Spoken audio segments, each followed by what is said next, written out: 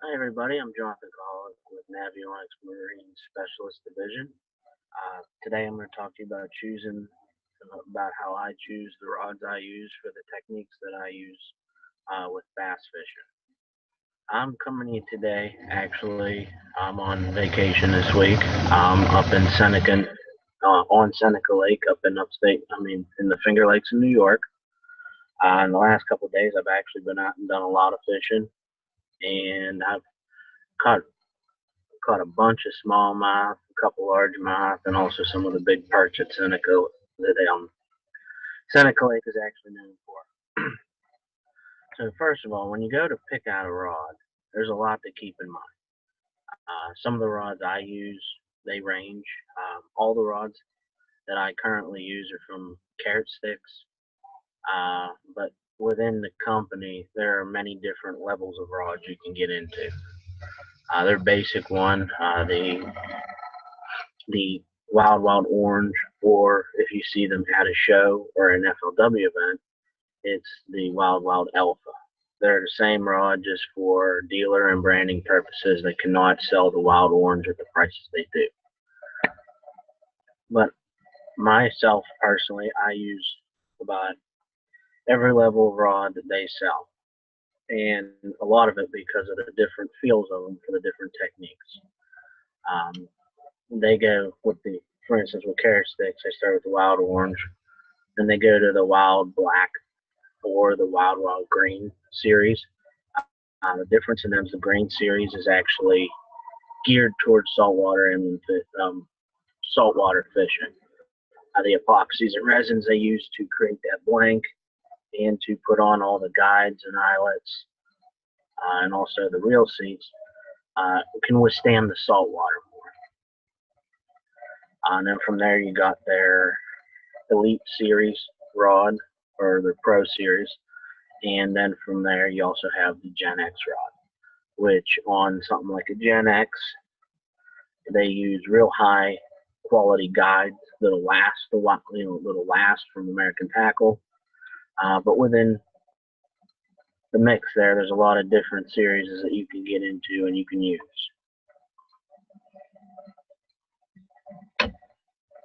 I'll start off with one of the rods that I use. It's the Wild Alpha, also the Wild Orange.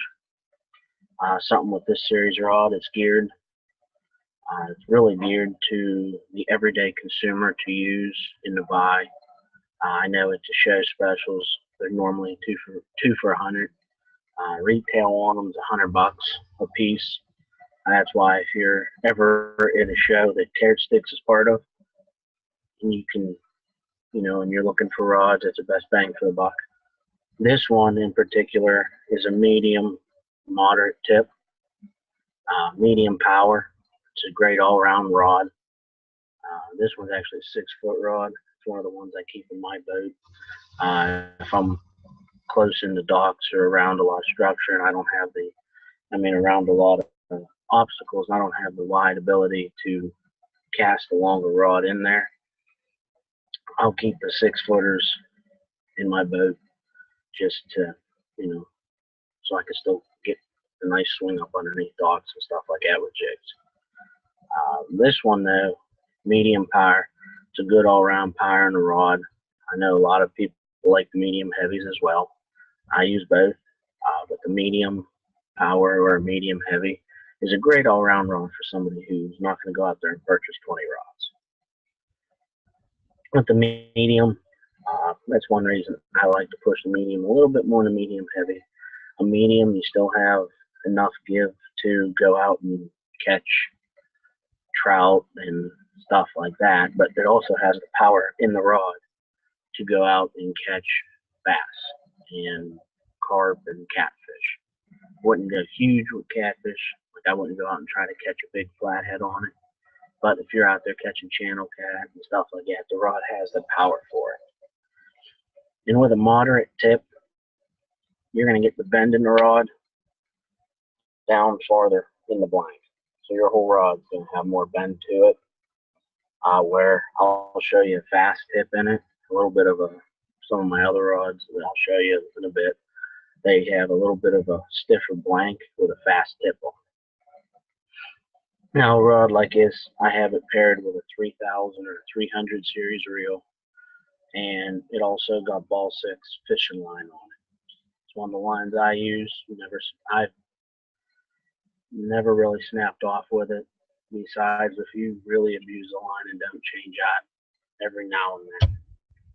And also, when you're pairing a rod with a reel, I always like to have my balance about right in front here. So if you're thinking about it as you're fishing, your wrist is gonna, if it balances within your fingers, there's less stress and tension on your wrist, and you can feel and fight the fish better. And it's just, over the course of the day, a lot less added stress on your wrist.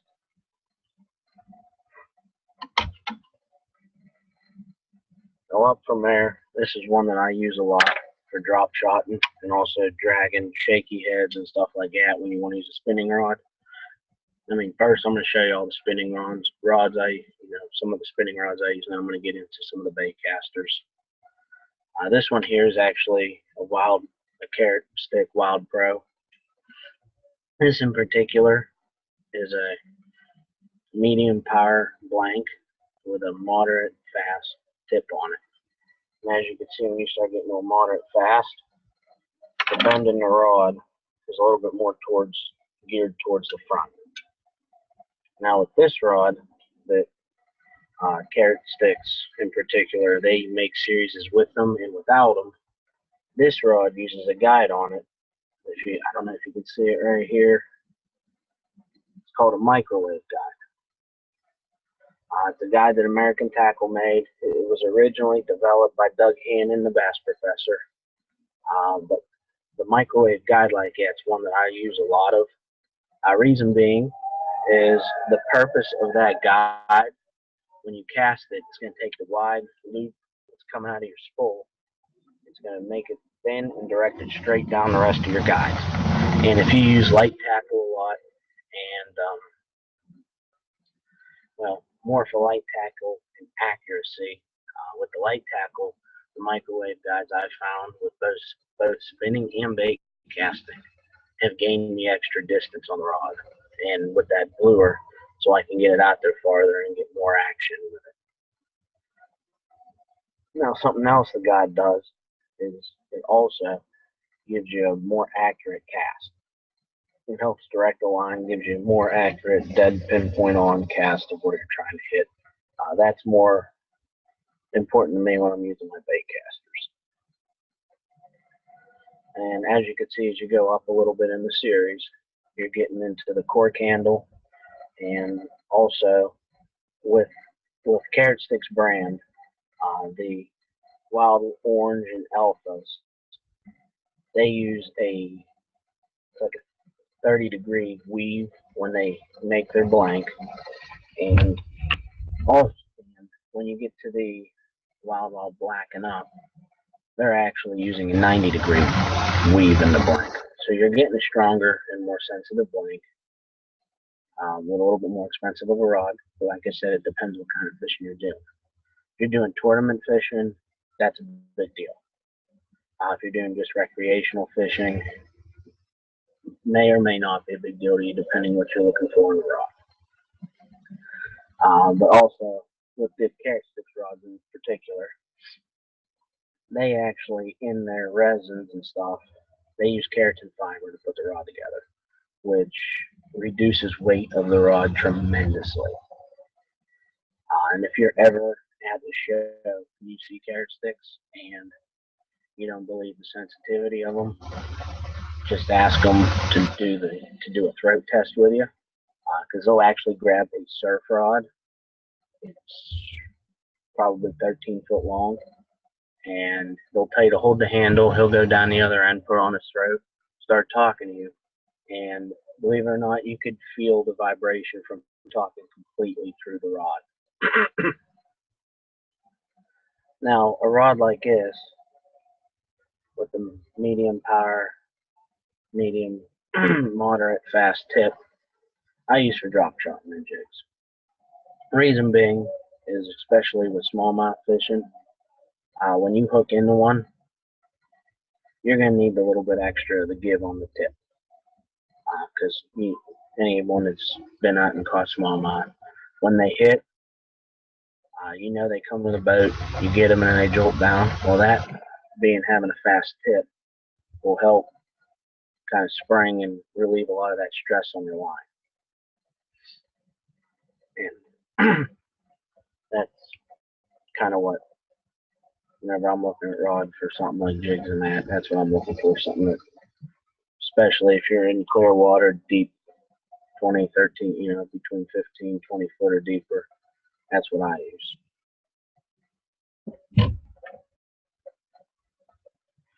Another one out there that I use a lot of, it's a medium heavy blank with a fast tip.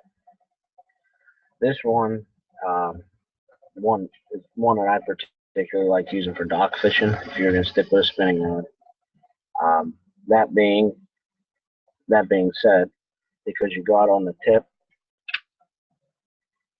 as you can see, the tip bends less back into the blank, but it's also a fast tip on it. So if you're dock fishing or using soft plastics, round structure, stuff like that, you have the backbone in the rod to pull it out, but you also have the tip on it to where if it's closer to you and you got to do a hook set, it gives a little seed. So if it is, for instance, if you snag it up into the log or something, it won't just snap the rod. It'll give you a little bit of spring in it. That also helps too when you're trying. Well, I find it helped me at least. If you're fishing and you get like a weak hook set on it, that fast tip on it will actually help basically secure the hook in the fish's mouth. So if you don't get a good hook set on it, you at least have a shot of not losing the fish. And on these too, as you can see, they change up the guide a little bit. They start using the titanium guide on it, which if you look at American Tackle or any of that, you'll see that there's many different versions of the guides. But when you start getting into an more expensive rod, they're going to be putting titanium guides.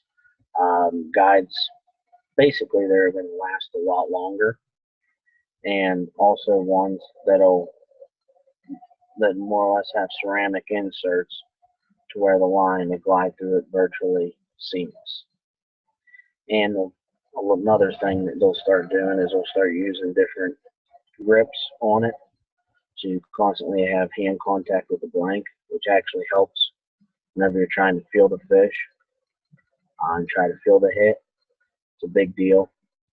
Whenever I'm holding it, I'll hold it like that, but I'll also put a finger up the blank and also watch the tip, because sometimes you can see them hit on the tip, and then you can feel them on your blank here, and it all, every little bit helps to me whenever you're trying to feel for a fish. Now I'm going to go down into some of my bait casting rods that I use that are a good all-around rod, and at the end of that, I'm going to open up for questions and answer anything that you guys want, anything that I didn't answer, any other piece of information that you guys want to know.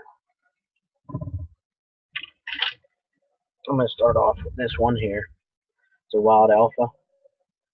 It's a medium power, moderate tip, 7-footer. This rod I've actually found to be a really good square bill rod and a real good cranking rod. Reason being, if I used to use glass rods in the past for cranking, I actually like I think it was the Rick Clun series. I used to use those for all my crankbaits and stuff, and when I went with Carrot Sticks and started talking to them and working with them, they sent me a couple of these Wild Alphas, 7-footers, and I found this rod, because of the way it's built with the medium power moderate action, to basically, from my experience, almost mimic one of them rods, but still stay within a graphite keratin blank.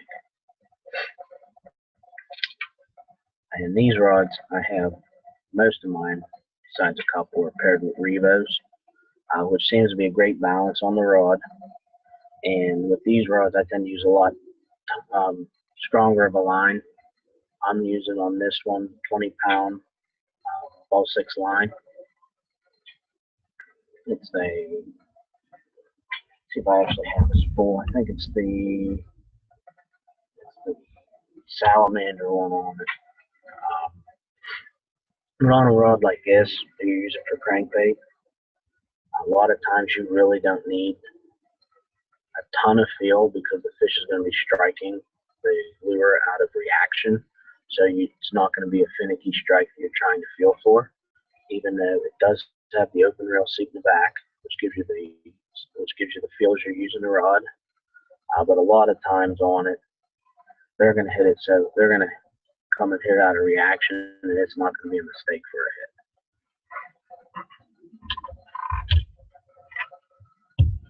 This here's a wild black. When I start using stuff like shaky head, which I have this one geared up for, that I use for it. It's a 7.6. It's a heavy blank with a fast tip on it. I like with a shaky head and any flipping rod, I like a little bit extra size on it just to get it in there, make a nice swing in. Also, if you're in a bunch of structure, I like a little bit extra on it. Gives you a little bit longer of a butt reel seat, a butt on it, where you can wedge it in and really yank back on it to get it out of the dock or out of a piece of timber or something like that. And these ones still have the open rail seat, but it's a little bit less plastic in it, so it reduces the weight. And also on this particular one, I don't know if you can see it on there, like that, it has the microwave guide for a bait caster. And that helps with these ones to make a more accurate pitch in or a more accurate cast out there. And also, if you're going, for me, on some of these, I like to do it on a drop off, especially with shaky heads. I can get more distance to cover more of that drop off than I could just using conventional outlets.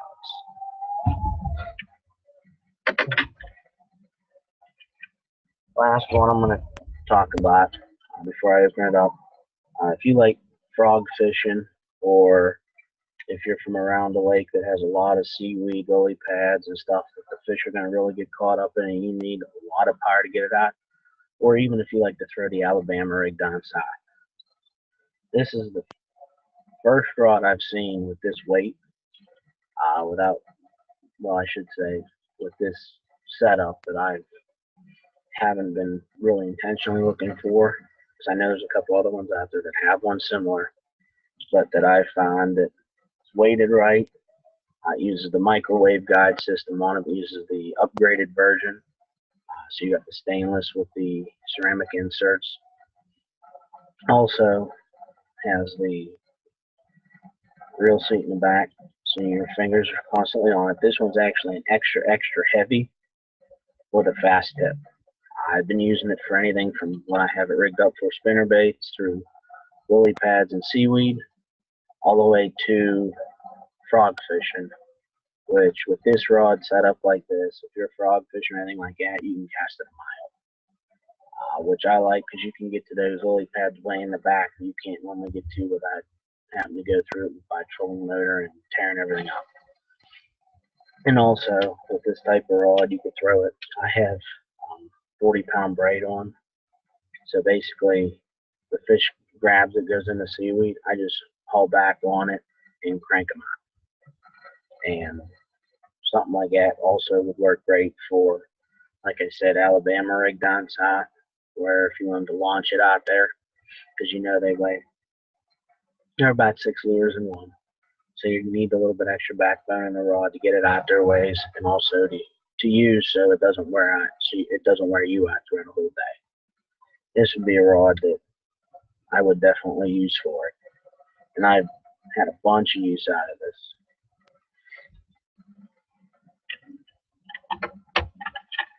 So now I'm going to open it up for some questions. You can just type them in the question box and I'll answer them here.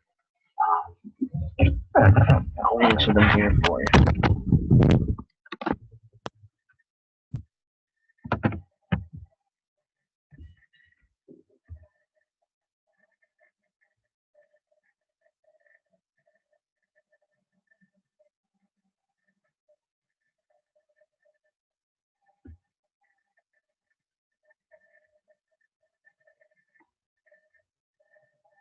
First question is, any hints on fishing deep with a bait caster? Always have problems getting it to come off smooth.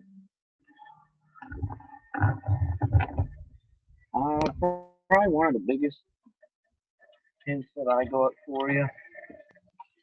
I don't know how much you've really messed around with your reels or what reels you have on it, but inside the reel, like with these ones, if I take it off, pull some of it apart, pull some of the revo apart, there's actually breaks inside the reel, like a centrifugal break.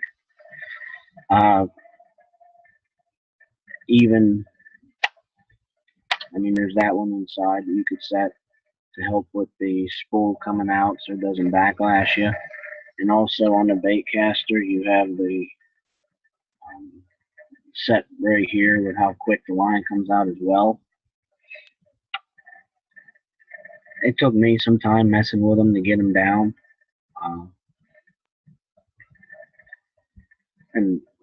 It takes a little bit to figure out the combination you need for the particular way that you cast and the power you put behind a cast. One thing I'm going to say that I found out from past experiences is when it comes to a bait casting reel, start with, get a good one. I'm not saying go out and buy a $400 one. What I found to be good are actually the Revo S's. Even now, I think they're called the Aura SX or whatever, the one that Abu Garcia makes right below the Revos. They're all great reels, and I've never had a problem with one casting anything. Just once you get a rod and reel setup that you plan on using to get really long casts, to get something, to get like a crankbait or something deep, kind of keep that in mind when it's in your boat or with or whenever you're taking it out, because it's going to be a little bit of a different setup and way that you weight the centrifugal break inside than it would be for a lot of other techniques, just because of the weight of the lure and how, and getting it out there.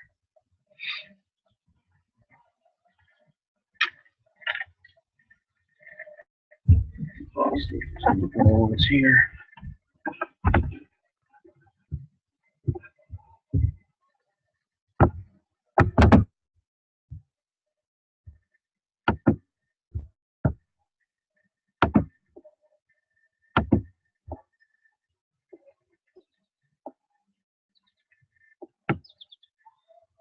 Well, if there's no other questions, I'm going to wrap this up. You're going to be sent, they'll probably send you an email that'll have my email address in it. If any questions arise or you have come up, feel free to email them to me. I'll answer them as soon as I get them, and I'll make sure that I answer them as best as I can for you. Thanks for taking time out of your evening to sit in on the webinar. I hope I was able to help you out with rod choices. And like I said, if you have any questions, feel free to email them to me. And thank you, everybody. Have a great rest of your day.